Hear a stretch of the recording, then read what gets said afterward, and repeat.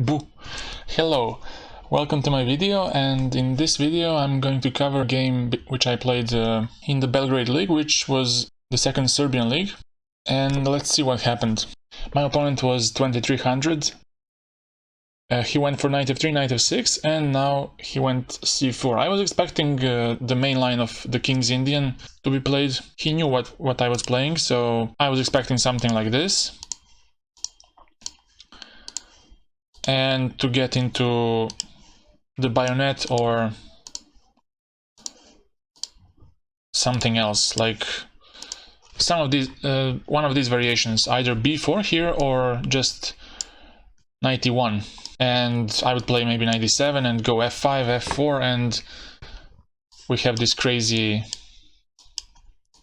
attacking line with g5, knight g6, knight f6. White wants to attack on the queen side, black wants to checkmate the king, and it's a very sharp position. Instead, he probably knew that I was preparing something, but I wasn't preparing anything because I was busy with my high school, so I was just going to the game, not preparing at all. He played b4, which is a very clever way to play some kind of English opening, but without preparing rook b1 and a3. So he goes b4 immediately, and I went for the typical King's Indian setup. I went bishop g7, bishop b2, and now I castled g3, and I went all the same, d6, bishop g2, and now e5.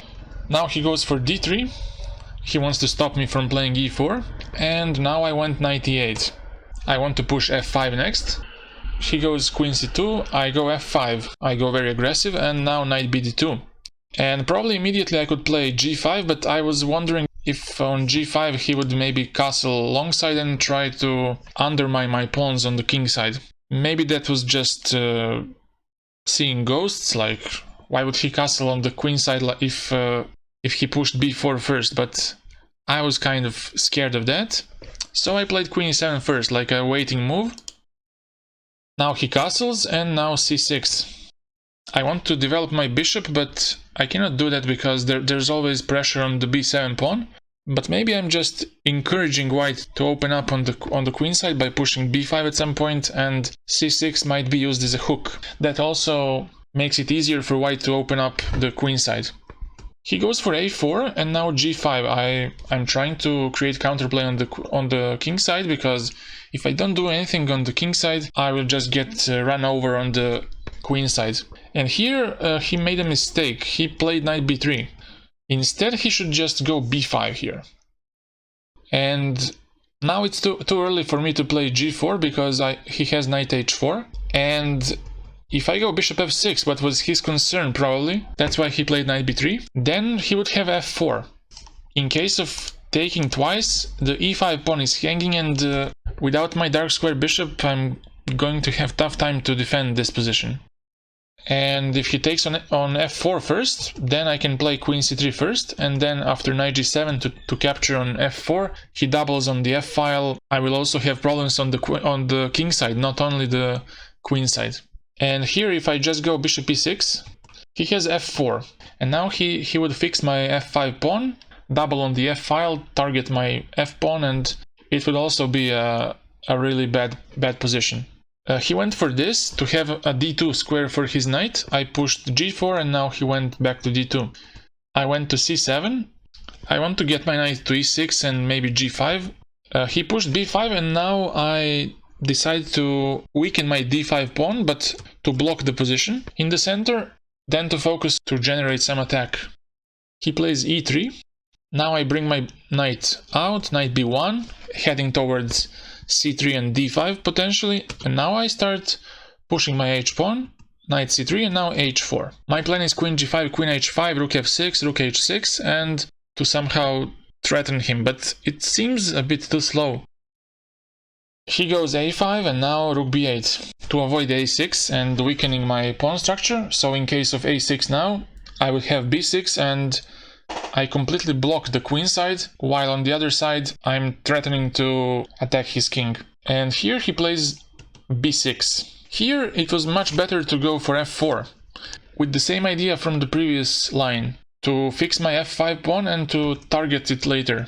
Instead he went for b6, but this is not good for him, because after this I can take, and after rook a7, here I took on g3. It was more precise to just go knight a6, and after knight a5 I get to b4, which is a nice square, and after queen b3 f4 will be played, and I think this is very dangerous for white. Instead I took on g3, and after hg I went queen g5. I went for my plan with queen h5, rook f6. He goes knight a5, trying to pick up my b7 pawn, and now I don't care, I just play rook f6. And here he played rook b1, I played rook h6, trying to get queen h5 on time, bishop c1, and now I have to bring back my knight to d7, knight d7, and he takes on b7. And now I found a cute idea here to somehow involve my pieces. I want to get my knight to f3 somehow. I sacked the pawn with e4, and my idea was if he takes on e4 to get knight e5, after which I will play knight f3 and cause some serious issues for white. Instead, to stop knight e5, he went d4. And now I cannot capture because after ed I'm losing the exchange. I played queen h5. And now he made a mistake, he played knight a5. Instead he should have played knight c5, taking the pawn, and because my knight on c7 is hanging, I can capture, but he will capture back that knight on c7, and also my rook on b8 is hanging, so it's not pleasant. You cannot capture with the knight, because the rook on b8 is hanging, and that's a problem here. Instead he went with knight a5, and now first I exchanged, queen b1, and now knight e6. I want to go to g5 and f3. Rook a8, targeting the bishop, but now I just went for the attack. Knight g5, and now I have a simple threat. Let's say he plays knight c6. I have knight f3. If he captures, then it's okay, I give a checkmate on h1. But if he goes here, I have queen h1 check. And after taking, if he goes to e2, this is checkmate. If he goes to g2, this is checkmate. So first he took on c8, and now I made a mistake. I played king h7. If I played knight f8 here, I still want to go knight f3, and he would need to go king f1 here to avoid this. And after knight f3, knight e4, I could take on d4, and now it gets really messy for both sides. How do you continue this? If white tries knight c6, I can push d3, and now you cannot capture with the queen because, again, we have the same idea. Queen h1, takes, and the checkmate on the next move. Depending where the white king goes, the checkmate is either on e1 or g1. So after d3, he would have to capture the knight, and after bishop f8, knight f6, giving up more material but deflecting the rook from the h-file, which gives white some time to regroup. And after queen d3, I can go back, and after this, or repeat moves, because now again we have a threat of queen h1 because of the fork on e1. In case you play something like knight d4, I can give a check, and after taking, you cannot go to e2 because of rook e1. If you go to c2, then knight e1 check, and after this knight d3, and you cannot capture the knight because rook c1. That's why white is forced to just repeat moves here. After king e2, knight g1, king d1, and you cannot escape towards c2 because knight e1 is a fork. Queen d5 is not very useful because of queen f7, and black is just an exchange up, so that's also not working. And I would have at least a draw here. But instead, I played king h7, and I had in mind all those ideas like knight f3, queen h1, but I blundered that he can just take on e4 here. And now simply it doesn't work. If I take twice on e4, I have to cover with my rook, which means that my attack on the h-file doesn't exist. On the other side, he can go knight c6, knight e7. The position is quite grim for me. Let's say I go rook g6, knight c6, and now knight e7 is the next move. And the position collapses simply. So here I tried something else. I tried knight f3. He went for king f1 here. I do not have a checkmate because he has d3. If I went for this, he would have probably something like knight g5.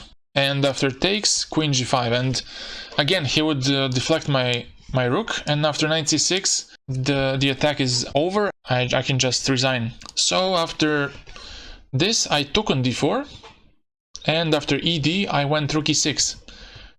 If I played this, he would capture, rook g6, queen d5, he would just stop the attack, and because I'm forced to exchange queens now because of queen g8 checkmate threat.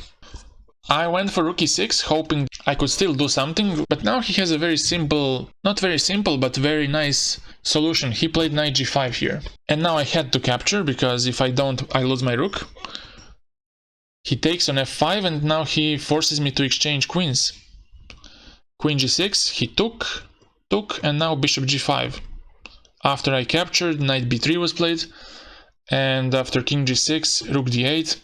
And now we passed the move 40, we passed the time control, so I figured out that there's no point in playing this because I'm 2 pawns down and I'm going to lose the third one, because if I move the knight, the d6 pawn is also lost. So I resigned here, and this was the third loss in a row in this tournament.